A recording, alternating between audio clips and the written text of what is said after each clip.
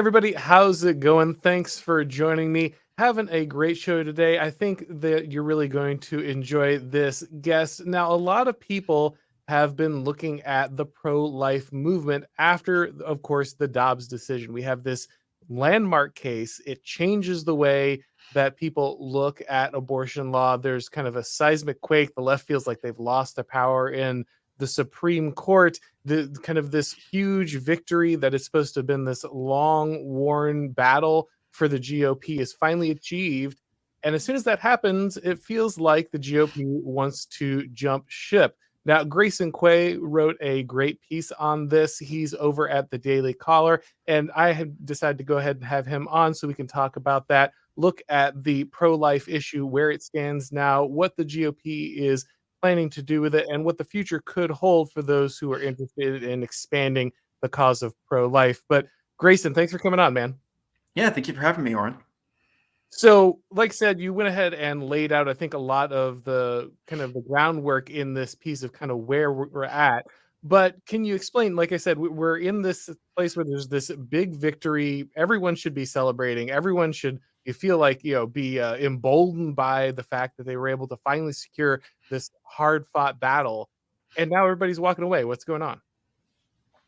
Yeah, so it was, like you said, a huge victory. I still think that it was the greatest day of American history in my lifetime, probably. And not to downplay that at all. There are generations of people before you and I were even born who were fighting on this issue.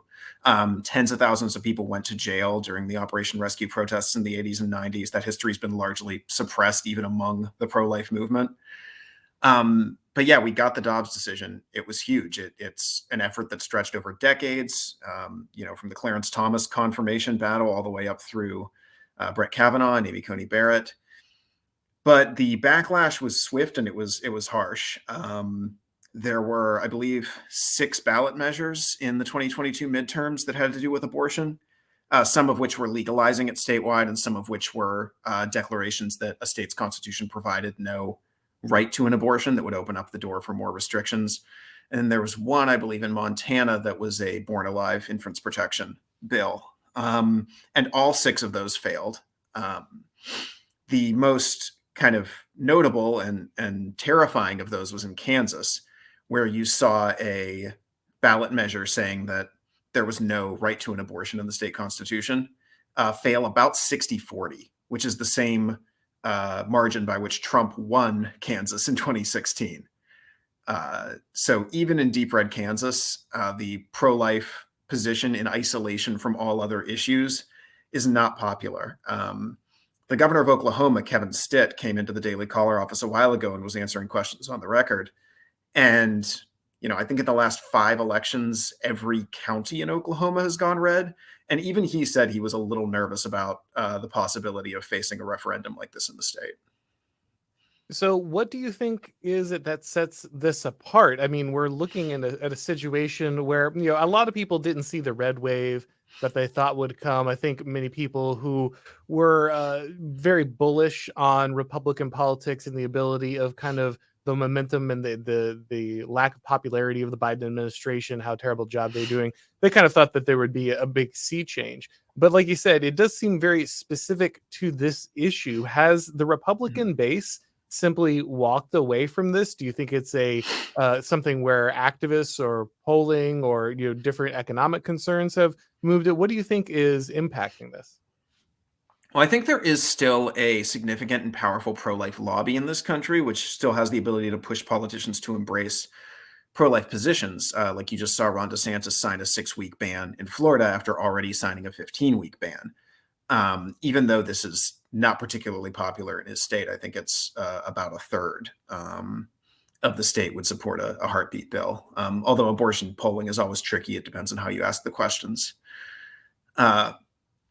I don't think there's necessarily a total souring on the issue. Pro-life politicians can still win. You saw Greg Abbott, Mike DeWine, Brian Kemp, and Ron DeSantis all win re-election very handily in 2022 after pushing the pro-life agenda forward in their terms.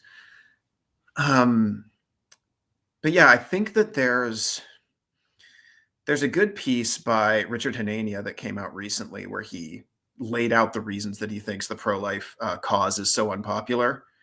Um, Part of it is just due to um, the general obsession with rights in American society and the unwillingness to give up rights or embrace restrictions on freedom. And the pro-life movement really doesn't have a good way of framing the issue yet that can undermine the left's framing of the issue, which is just this is freedom versus oppression or freedom versus restriction. Yeah, I mean, obviously, I think we are in a scenario where the limits of freedoms or rights-based conversation is kind of going to take you. This is something that I think, in general, the right has a problem with when everything is existing in kind of the civil rights revolution. That language and that framework, everything has to be about a civil right. If your issue isn't about a civil right, then it's just not an issue. And as long as that's kind of the entire frame in which one can have discussions in America, if that's the only argument that really legitimates your political popularity of an issue, then I think not just this particular issue, but in general, the right wing and conservatism is in trouble because there has to be something else. There's a reason that I think Jordan Peterson had such traction, and it's because he stopped talking to everybody about rights and he started talking to people about responsibilities. Mhm. And as much as that doesn't poll initially well somewhere, it does speak to a generation that's never really heard that before. It doesn't understand Mhm. duty, doesn't understand responsibility, doesn't understand that meaning can come from restriction and being bound to something rather than Mhm. liberated from it. And so I think that the pro-life movement, I mean, you can say, well, the child has a right to life, but I guess you could say that's true. I think that the reason that doesn't pull the way you hope it does is it's really an attempt to use the left's language and the language of a movement you don't control to try to further a position that everyone is kind of against on that side. And so I think there does need to be a paradigm shift in the way the right looks at its framing. Mhm. Yeah, I think that you're correct in that the right liberal case for this isn't as strong as it could be. There are thinkers on the right who are kind of in a more post-liberal frame who I think do good work on this. Leah Labresco Sargent does a lot of good work on the importance of interdependence and kind of the duties of care that we owe one another in society and in family.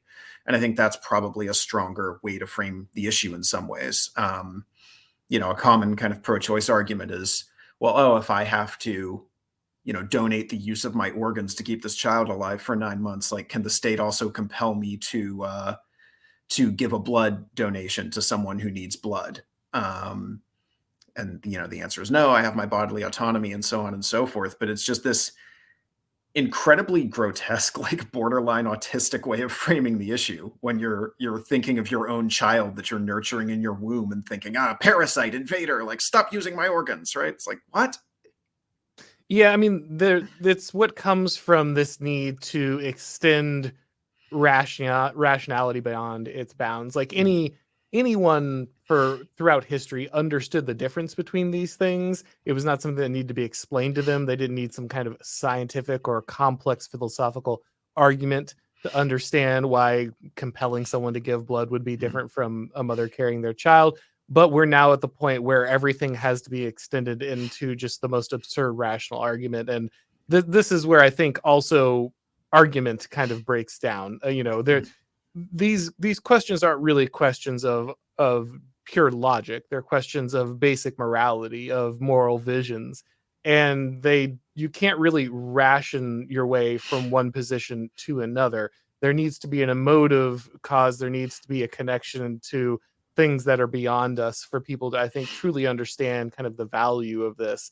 And so I think one of the reasons that the pro-life cause might feel like it's in a bit of a no man's land at the moment is it had a clear vision, right? The clear vision was Roe versus Wade. That Mhm. was the white whale. That was what bound it together. That's kind of there's no other need to have other discussions because there was such a oppressive Supreme Court law or standard in place that nothing else could be done. So it didn't really matter.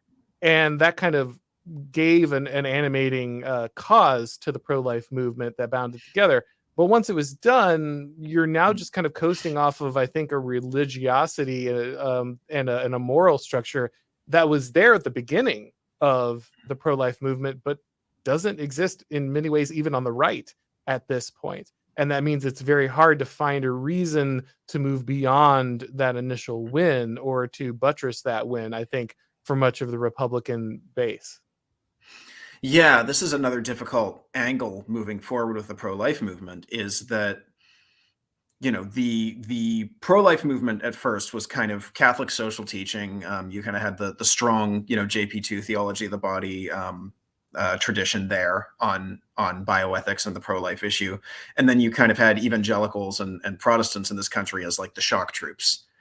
Um, there isn't really much of a secular pro-life movement in this country, which sets it apart from other cultural issues. There is a secular movement against transgender ideology, for instance. You do have parents who aren't particularly religious standing up in school board meetings and saying, we don't want our kids being trans, and we don't want pornography in the school libraries and all this stuff. You have the IDW type, like I left the left intellectuals, who will often push back on that issue, but they're not going to touch the pro-life issue. So that's difficult. But yeah, the demographic is just declining. Religiosity is on the decline. If the Republican Party wants to survive as an electorally viable force in American politics, they're probably going to have to expand their appeal to barstool conservatives, who are notoriously socially libertine and uninterested in religion, and especially uninterested in restricting abortion. So this is what the thrust of my piece is, actually, is that I could foresee a world moving forward where the GOP just sort of declares, okay, we've achieved consensus on the issue of abortion. Like, we've carried you as far as we are going to carry you. You are now a liability for us.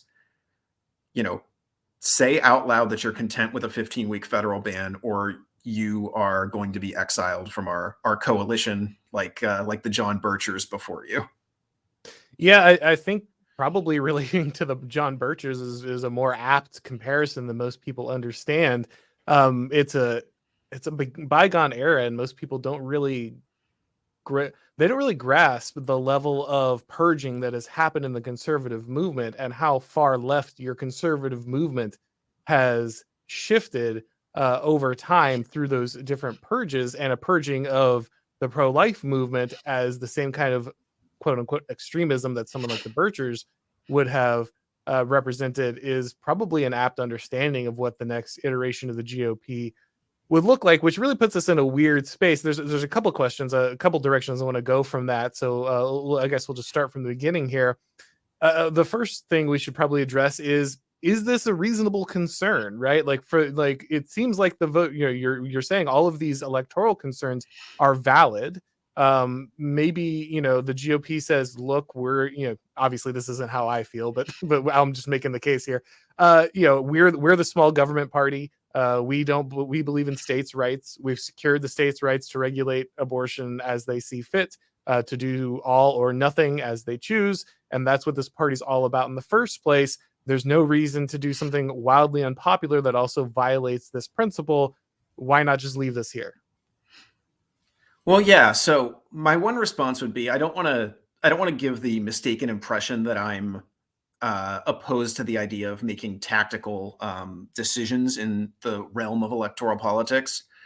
There's certain states where, I think South Carolina is one, where you've actually seen some moderate Republicans starting to, even though they have strong Republican majorities, you've seen moderates starting to defect because they're pushing for bans with no rape and incest exceptions, for instance. In a case like that, I'd say, okay, put the exceptions in. It's better to have a 12-week ban with exceptions than it is to have, abortion legal up through viability at 22 or 24 weeks, right? Any measure that bans more abortions, I am happy with. But there needs to be the understanding that people who are serious about the pro-life movement are not going to be satisfied with any type of half measure. Once you've internalized the idea that this is a baby and it's being killed, you can't stop ever. the nation cannot exist half baby killing and half not baby killing. There's simply no moral argument to make if that's what someone believes, that there's any compromise to be had on this issue. In the same way that the kind of radical abolitionists weren't comfortable with any compromise on the issue of slavery back in the 19th century. So yeah, I think that it could become an albatross electorally. I'm not I'm not here to necessarily dispense any white pills. The column I wrote is in a very despairing mode, and I think that there's reason to be very frightened about the future and what's going to happen here. But like I said, I'm willing to make tactical moves. There just needs to be the understanding that, people will say, "Don't let the perfect be the enemy of the good," as an argument for making a compromise. What I would say, flipping that around, is don't let the good become a substitute for the perfect. Especially when the good here is something like a 15-week ban, which outlaws something like 6% of abortions. Like, you're going to give me that and tell me, okay, you're done. You got what you asked for. No, I didn't. It's 6%. I think you're in a very interesting situation because there's a couple places to go here. First, I think that the GOP, or just conservatives, Republicans, the right in general, has to kind of shift their understanding of politics as well. Something is not popular, right? This is the phrase we hear. Something is not popular. Well, as you pointed out, DeSantis passes the ban. It being popular or not is not really a concern, because DeSantis has two things working in his advantage. One, he simply has solidified enough political control to where this is not an issue. It doesn't matter if it's popular or not. It happens because DeSantis says it does. Second, he's amassed enough personal kind of gravitas and enough security in his political position where he can lead on the issue, and whether it's popular or not is not anything of substance. We see the left do this all the time, right? Like, if you told people 4 years ago that transing kids was popular, they would have said, and 4 years ago, not 20 years ago, like 4 years ago, then they would have said, you're insane. Like, that's never going to happen. They're never going to make an argument for this. It's so wildly unpopular to shove pornography in children's schools. It's so wildly unpopular to say, put, an 8-year-old on puberty blockers. It's so wildly popular to say that we have to be able to tell a 5-year-old that they're transitioning or something.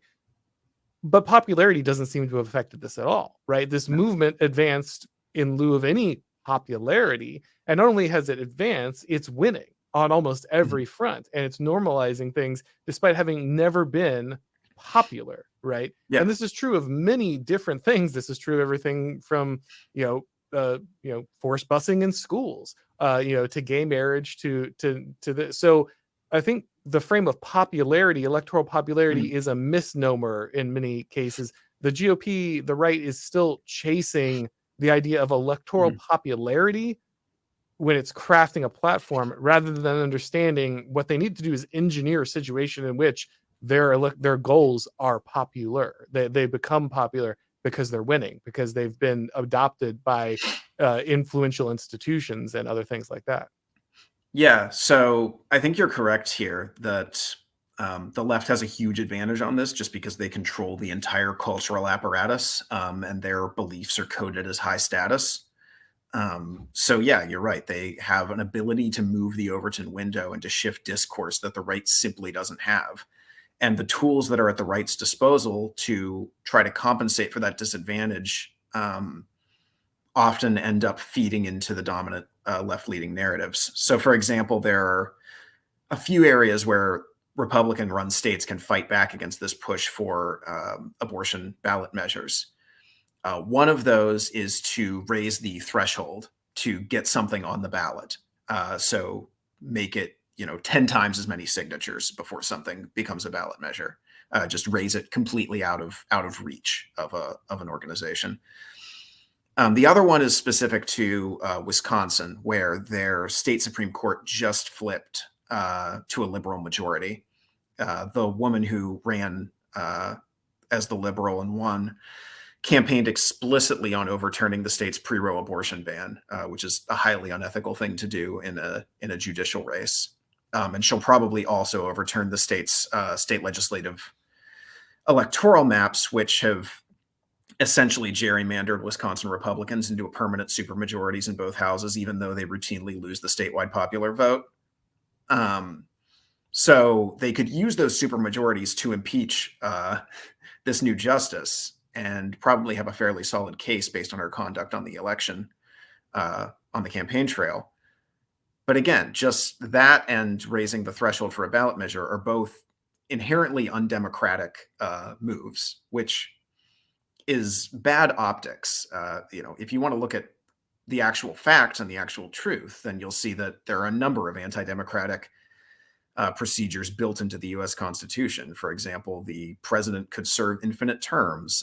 Congress or the Senate was not directly elected, and there wasn't really much of a place for statewide ballot measures at that time. These are all changes that have happened over time, making our form of government more democratic and more responsive to popular will. And I think that's often been a mistake.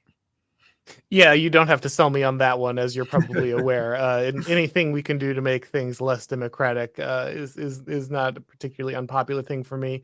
However, obviously, changes of leadership would be a key factor of that. But I guess the other thing that kind of goes side by side with that is the need for conservatives to have more power before any of this could be meaningful, right? In many ways, focusing on any next steps in a pro-life movement is, as you kind of point out here, pointless unless you've secured a wider power base, not just inside government, though that's essential, but also across cultural cultural boundaries, across the private public distinction, all of these things. And so I think that it might be wise, and again, as somebody who is pro-life, but I think it might be wise to heed some of these calls, not because I think saying, oh, this is unpopular is an intelligent understanding of a problem.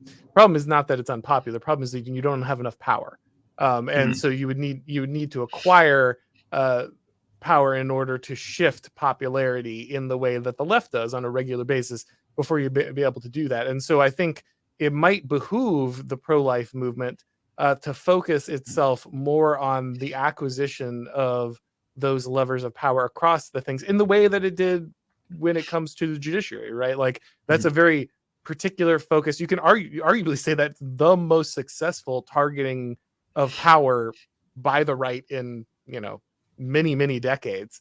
And so obviously the pro-life movement has the ability to do this. They have the connections, they have the lobbying, they have that. But now that they've won a certain section of the judiciary, it might be time to turn those efforts not on then chasing down every state law and every court ruling, but widening their ability to kind of hold power so that they can shift things in this direction once that's kind of where they're set. Sure. Well, I understand what you're saying. The concern I'd have with that would be, okay, the pro-life pushing for extreme, abortion restrictions is unpopular. So, okay, the pro-life movement steps back, lays low or whatever for a few electoral cycles, right? You meet the leaders of the GOP and the leaders of the pro-life advocacy groups all meet in a smoke-filled room, and the pro-life advocacy groups say, okay, we'll content ourselves with a 15-week federal ban, or with leaving it to the states, or whatever the consensus approach happens to be. Doing air quotes around consensus for the audio listeners. And then they say, okay, this will help the GOP win elections. In 2 or 3 election cycles, we'll come back and we'll push for the heartbeat bill. What's to say that the GOP at this point wouldn't simply say 3 election cycles from now, hey, we've kind of gotten used to winning elections. I think we like this. Maybe we'll just have you stay out there where we put you, right? How does the pro-life movement get back in at that point and really push its demands? I mean, if you want an archetypal example of this, just look at the UK Conservative Party, which is pro-choice, has not put up any kind of fight on the abortion issue, really.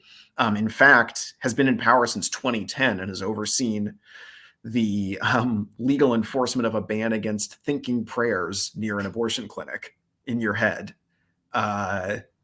That's how not pro-life the UK Conservative Party is, and yet they've been in power since 2010. They've gone from strength to strength, and I think that there are plenty of people in the US GOP who would love to see something like that, because winning elections can often become an end in itself rather than a means to the end of good policy.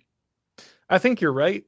Of course, the UK just doesn't have a right wing. I mean, it's all there is to it. There's Yeah. no conservative party in they can call themselves whatever they want. It's the leftist and the even more radical leftists in the UK. And we're much closer to that in America than most conservatives like to admit. And I think you're right that there is a danger, of course, of just taking the back seat. That's not what I was talking about. You're right. If you just sit down and you say, "Oh, okay, well, we'll just lay low and you guys do your thing," and you're just going to get forgotten about, especially as your constituency is actively shrinking, and your power is waning as that happens. But I think that's the big problem, right? That's the issue that the pro-life movement needs to focus on. Is they need to expand that constituency. You need to expand your power base so that it can endure beyond simply having, the whims of some speaker of the house or something driving your agenda.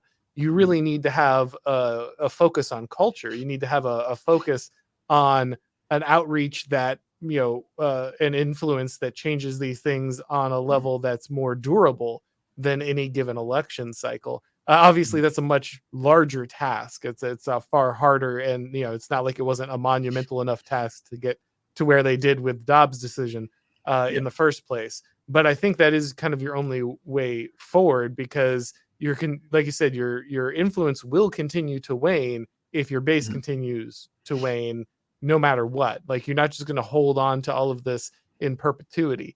And if you got yourself some kind of, ban down to 6 weeks or whatever, it would simply evaporate in a few years once whatever's left of your influence completely fades out of the conservative movement, and it's just repealed by the next wave of people. So I don't think there's no point in passing a law that will simply be completely obliterated an election cycle or two later once your influence is gone. The influence is what matters. That's the only thing holding you in place.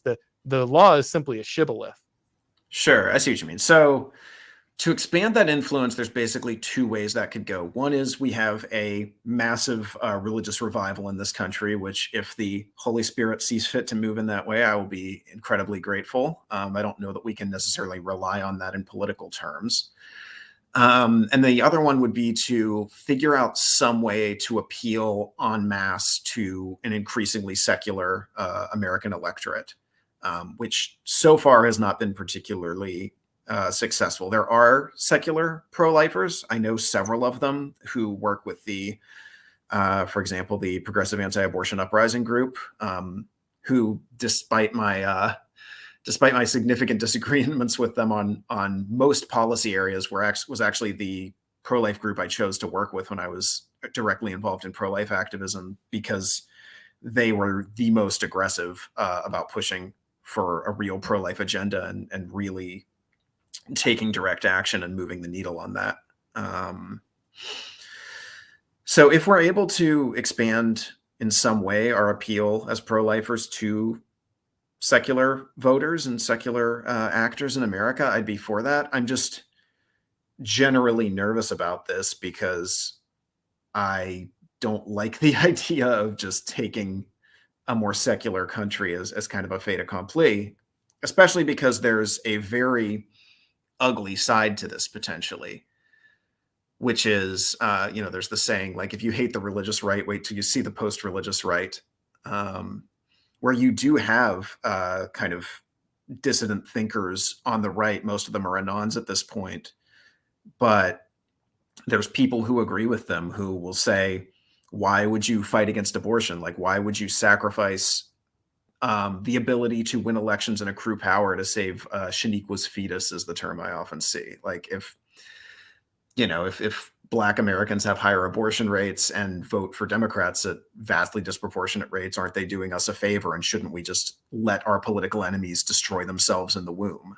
Which is something that I understand as a Machiavellian political proposal, but is something that as a Christian, I simply have to draw a line and say that's not something that's acceptable. That goes against everything I believe. And if you want to make me choose between the political consequences of being consistently pro-life and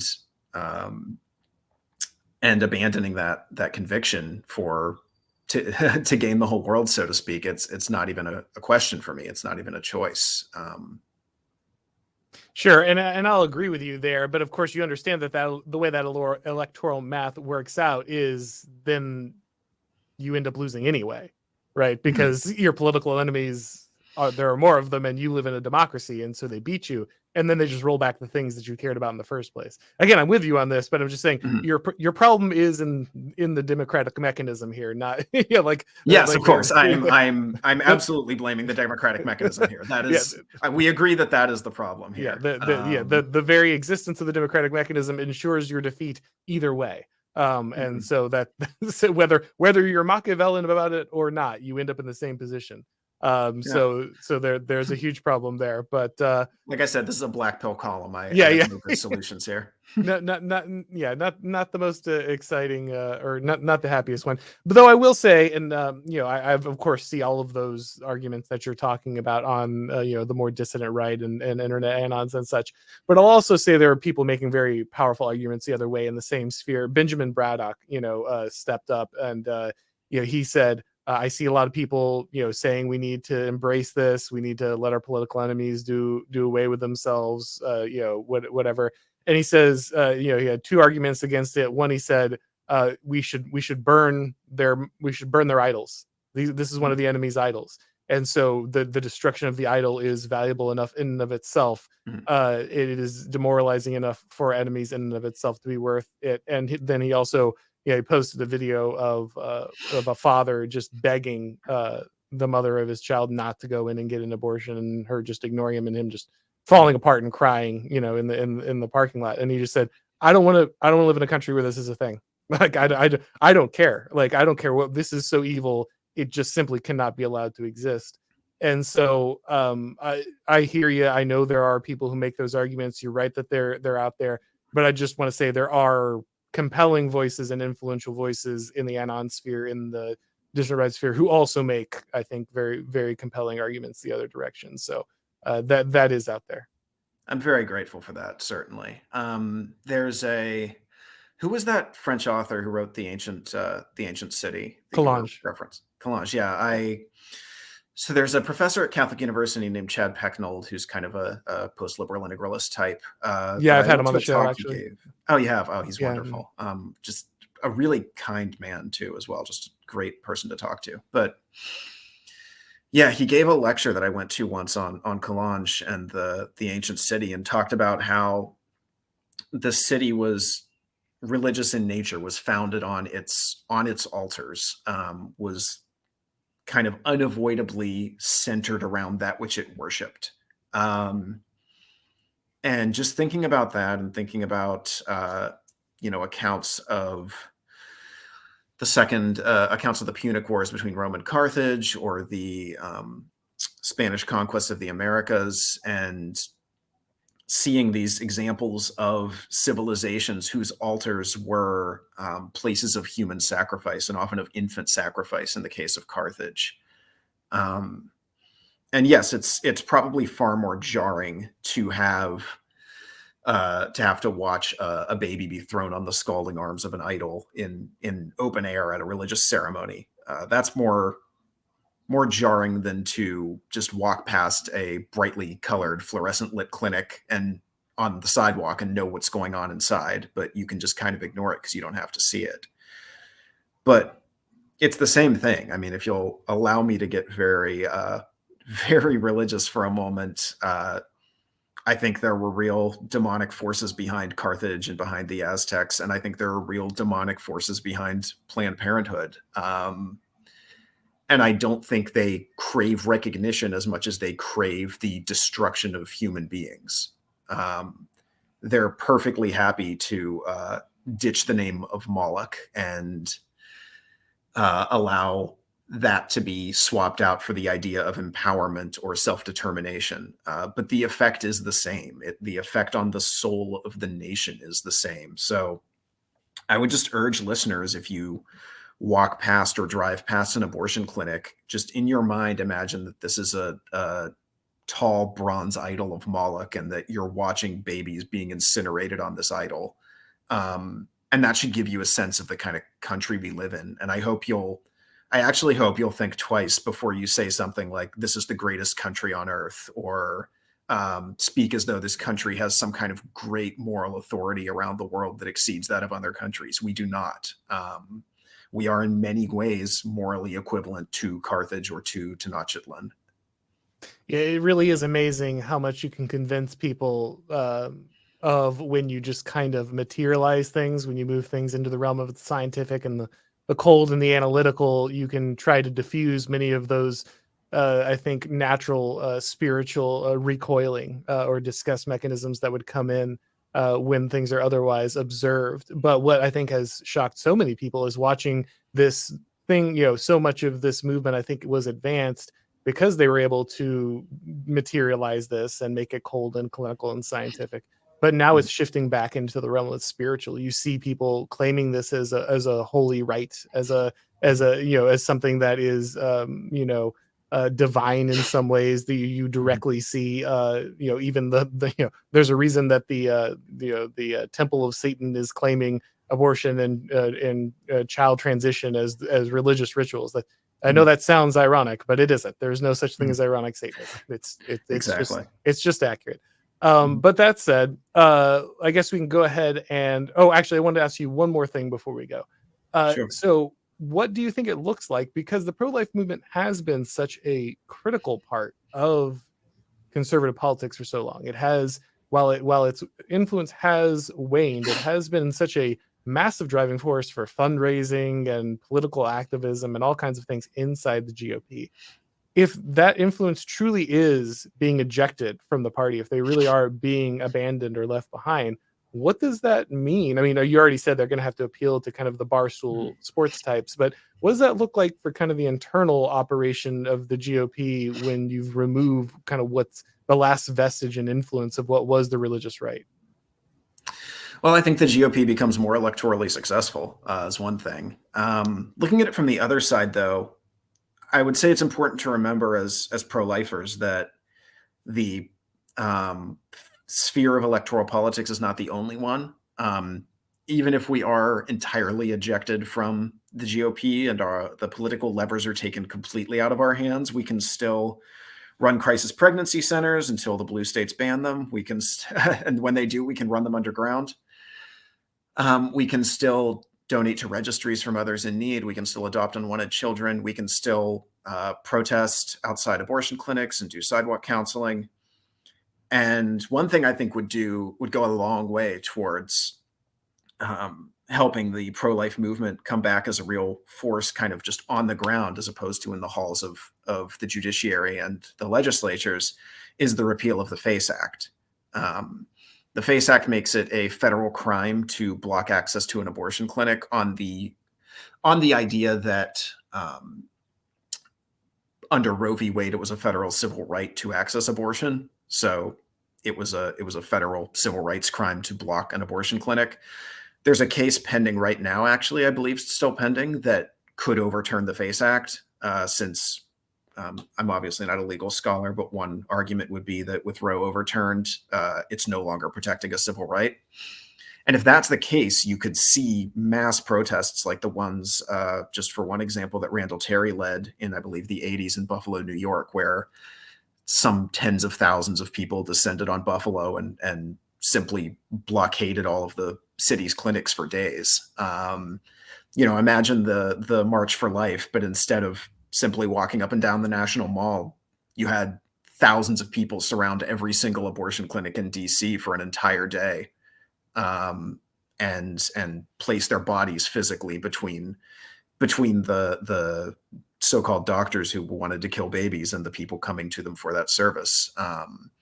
That could be a possibility again. It could be something we could fight out in the streets, and I think that would be a huge step forward as well, if that was an option within reach. Yeah, I'm a little black pilled on that as well. I think they'll just arrest you, but I don't think the act had anything to do with it. The right wing protests are illegal in the United States. Everyone should just probably understand that. Yeah, fair enough. There is no rule of law. They don't need a reason. They'll just come for you and they'll invent it post hoc. The media will paper that for them. I'm not saying that that some things aren't worth it, but I'm just saying people need to understand the reality of that situation. But that said, now that we've just laid out all the most uplifting and and positive kind of prognostication that we can, where can people find your work, Grayson? Where should they look for your columns and other stuff that you're doing? Yes, I'm a weekly columnist at the Daily Caller. You can find me there simply by Googling my name. I've been published in a number of other outlets as well, everything from National Review to the American Mind to the Pittsburgh Post-Gazette. So if you want to just Google me, I have a website with links to most of my stuff, though I don't update it much. And I'm on Twitter at Hemingquay, HEMINGQUAY. Excellent. All right, guys, we'll make sure that you check out Grayson's work. And if this is your first time here, of course, please make sure that you go ahead and subscribe to the channel. Also, if you want to get these broadcasts as podcasts, make sure that you go to your favorite podcast platform and you go ahead and subscribe to the MacIntyre Show. When you do that, if you could give a rating or review, that really helps. Thanks for watching, guys. And as always, we'll talk to you next time.